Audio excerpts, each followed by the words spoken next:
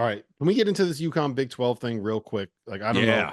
I don't know if you have anything. I don't want to put you in a bad Can you spot, give the Fanta. least educated person on this one? Let me go first, and then I'll just get out of the way and let you guys ISO. I found it really funny that one of the stories that came out was, well, their football is not good enough. And this is after UConn gave a presentation, obviously. And they're like, well, if they get a bowl, we'll revisit next year, which is just hearsay and what I read on the internet. And then they go out and get smacked by Maryland 50-7.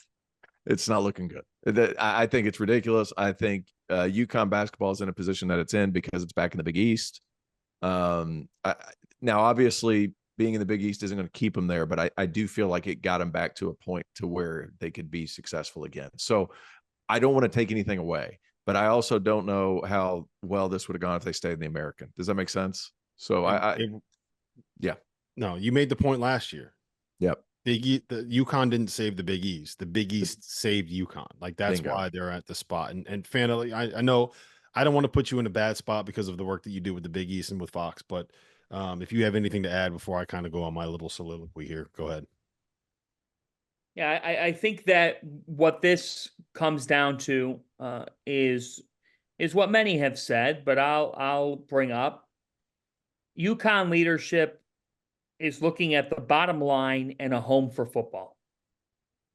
And in a football-driven world, this is the reality of the situation. If the proposal, and this is strictly my opinion, if the proposal was for Connecticut football to join next year, I would get the viability of it. Fellas, we don't know what leagues are going to look like in 2031. We don't even know what the world's going to look like in 2031, frankly. So the fact of the matter is that's a very, very long time to sell out for your football program. And nobody's arguing with the strength of Big 12 basketball. I think it's the best league in the country, top to bottom. And I'm in the Northeast, to all those people who think that I don't respect programs out West. So plenty of respect for the Big 12. I think it's the best league from top to bottom.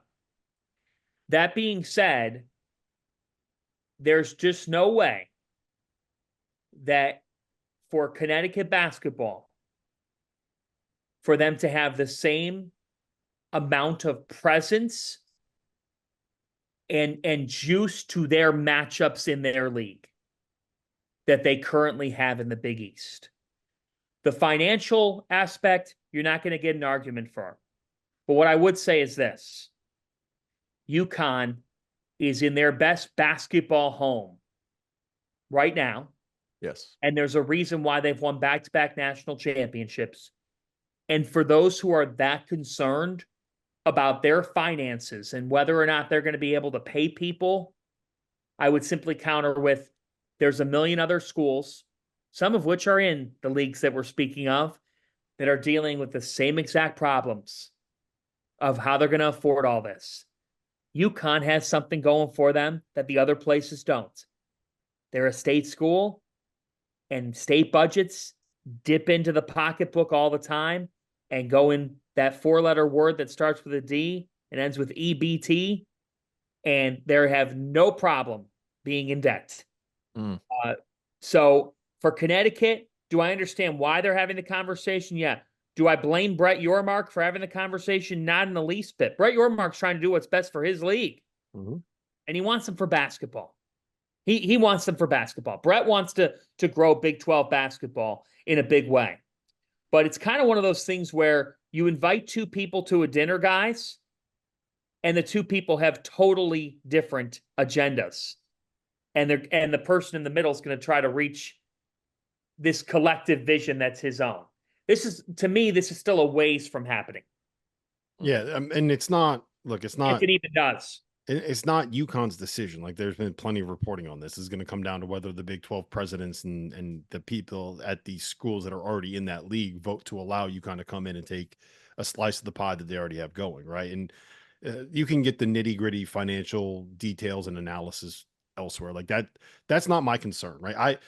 For all the people, every time I tweet about this, like, I have 8 million UConn fans in my mentions being like, you have the worst takes. You don't understand anything about realignment. It's like, no, dude, I get all of the shit. I understand why UConn is interested in this. I understand why they want to go to the Big 12. I understand what David Benedict is trying to do here, right? You're looking for a home for football. You want to get in a Power 4 league in football. You want a seat at the table when like college athletics inevitably is going to cannibalize itself and end up being like a 2 or 3 team or 2 or 3 conference entity, right? Like I understand all of that. I'm not fucking stupid, okay? But what I will say is that there is something special about Big East basketball, right? Like there is. There is, it's this wonderful little corner of American sports where you have teams that play each other in a true round robin. Every single Big East team plays the other Big East team in their road arena. And like, there's a level of hatred between a lot of these schools and their fan bases where you're close enough that you can drive to each other's home arenas, right? Like UConn fans can go to games at Seton Hall. They can go to games at St. John's. They can go to games at Providence, right? If Providence fans could get into the XL Center, they could go to games when Providence is playing at UConn, right? Like it's one of the beautiful little quirks of this sport that still exists in a place where it's not everything is financially motivated, right? And the thing that drives me insane when it comes to college athletics right now, and to be fair, like we kind of opened the Pandora's box when we started paying the players. And now that revenue sharing is coming, I get it. You got to find a way to be able to afford all of this stuff. I understand it. But what drives me nuts is that doing the right thing, right? Allowing players to be able to capitalize on their name, image, and likeness and make money in a billion-dollar industry. What that has done is allowed all of these people who aren't necessarily fans of the sport and are people that are involved in the sport and are more worried about being able to capitalize as much as they can for the company, for the network, for the university, for whoever they work for. What they are worried about is making as much money as possible at the cost of what makes the thing so great for the people that consume it, right? And it's just probably an inevitability that college athletics is going to become like major professional sports just at the minor league level, right? Like I get that. That's where we're heading. It is what it is. But it sucks that what's going to happen is you're going to blow up something that's so cool in Big East basketball and what it has become in this second generation. Did anyone think it was going to get back to this? Did we ever think that once it blew up in 2013, we were going to get back to a place where you had what is it, 4 of the last 8 national champions coming from the Big East, where you had a brand like UConn and a brand like Villanova, and you had the rivalry between Providence and Georgetown that is something that's national, where you had Rick Pitino coaching at a program that hasn't been relevant in 25 years at St. John's, right? Like the Big East is back. And because people need to find a way to be able to make money to afford a football program that I couldn't give 2 shits about, right? I don't think I've watched a Connecticut football game in 3 decades of my life. I've never sat down to search it out. It's not what the majority of UConn fans care about. Well, and we're going to blow all of this up, and you're going to leave this for something where you get to play at Fall Allen Fieldhouse every other year to be able to make a little bit more money, right? Like it drives me nuts, and I hate that this is where college athletics is at. And I understand that this is a result of pushing to allow players to be able to make money, which was the right thing to do, but it's allowed people that don't have the best interest of the sport and the fans and the consumers to come in and be able to try to line their pockets. And it sucks, man. It sucks. It's all the great things about the sport are going to go out the window. And at the end of the day, you're still going to get UConn basketball playing. You're still going to be able to get some really fun matchups against some of these programs, but it's not going to be the same as what the Big East is. And if you can't see that, just go back and look at the failed venture to the American and how excited everybody was when UConn came back. I appreciate the rant. I don't know if it's doomsday. I do think that, look, Jay Wright's not walking in that door at Villanova, as Tio brought up earlier on the show. And Jay Wright kept the Big East propped up in 2016 and 18. Nobody's going to deny that.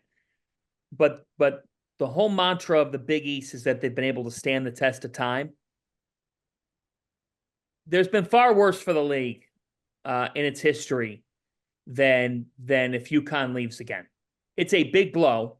There's no question it's a significant blow. Nobody's going to deny that. But I'll tell you what, if UConn does this, they're going to look very different in men's basketball and in women's basketball. And to be clear, that's what I'm worried. Like the Big East then the remnants of the Big East will. Mm-hmm. You know, the Big East will figure out a way to forge on. They have Madison Square Garden and now a 3-network television deal that they just agreed to that will get altered if a school leaves. But for me, what I will say is this: Merrimack went to Air Force and gave them a game this past weekend. If Merrimack can do that at Air Force on the other side of the country, UConn football, it best be in your interest to make sure you avoid a loss to FCS Merrimack this weekend. Because if that happens, you're going to be a lot closer to the other end of the spectrum than you will be to going into the Big 12. I'm just saying, real-time results do matter. This Saturday, I'm not calling anything. I don't want anything, I hope that the Husky faithful out there enjoy their time. It's a very important game for that program because, guys, these presidents are all watching these football games. Hell yeah. And T.O., you said they saw 50-7 against Maryland. You can lose 50-7 to Maryland. You can't lose to a program that's at a different division than you are. So that is a little headline for this weekend while you're all watching Texas and Michigan. By the way, hook 'em. Free pick from me. Give me Texas Saturday.